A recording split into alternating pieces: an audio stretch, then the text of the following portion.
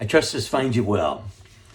In Isaiah chapter number 33, if you read through the whole chapter, you'll see again the prophet is, speaking to a people who are on the verge of great heartache, actually in the midst of it. And he's describing both of their destruction and the things that were before them. And yet he calls them to remember the hope that they have in God.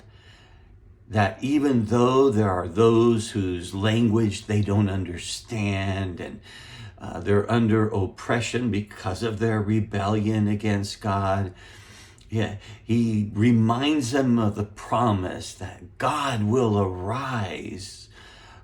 He will be their defense. He will lift up his name and he will be exalted. That they will again see the King in his beauty. That he's going to stretch forth his arm and be their salvation. That he will come and be the judge of all because he's their lawgiver. He's their king. He's the one who saves. At the very end of the chapter, he says, and no one will say, I am sick. The people who dwell there will be forgiven their iniquity. And it all kind of focuses on the very beginning about the character of God. In chapter 33, verse number 2, he says, O Lord, be gracious to us. We wait for you. Be our arm every morning, our salvation in the time of trouble. Do you see it? O Lord, be gracious to us. Well, the first thing we need to remember is that when we're coming to God, when we're coming to Jesus, we're coming to him who is our Lord, who has the rightful reign over our lives.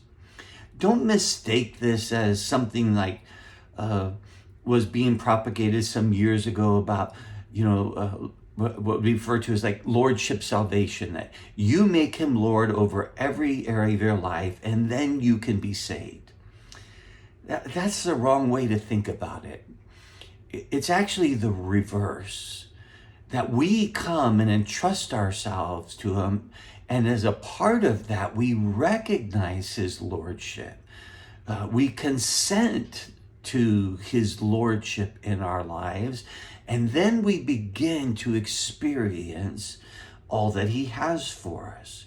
So in this great time of trial and tribulation, we say to our Lord, be gracious to us.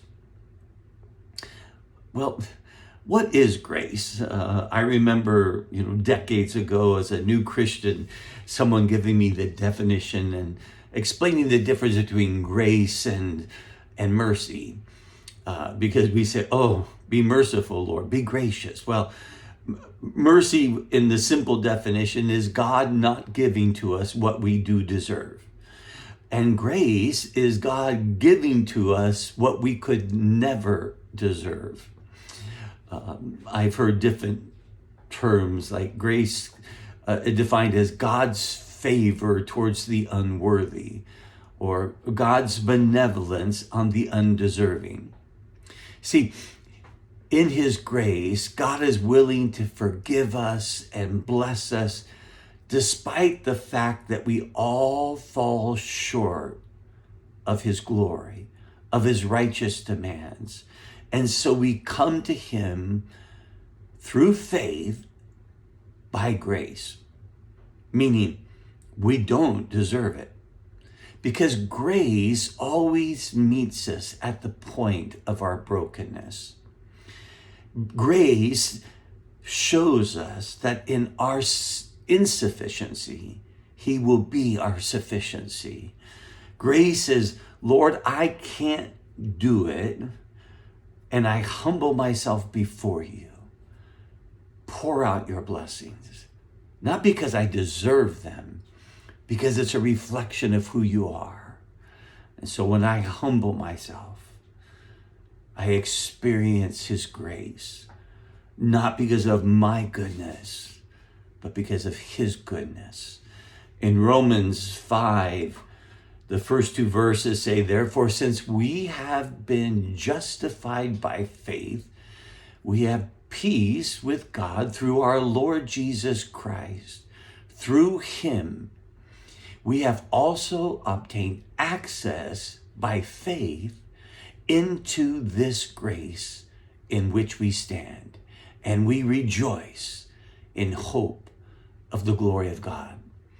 Do you see it? They all come together because we're justified, made right by faith.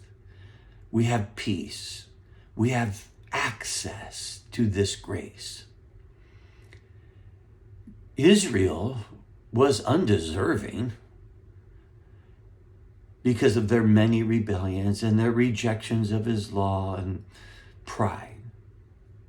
But we are undeserving.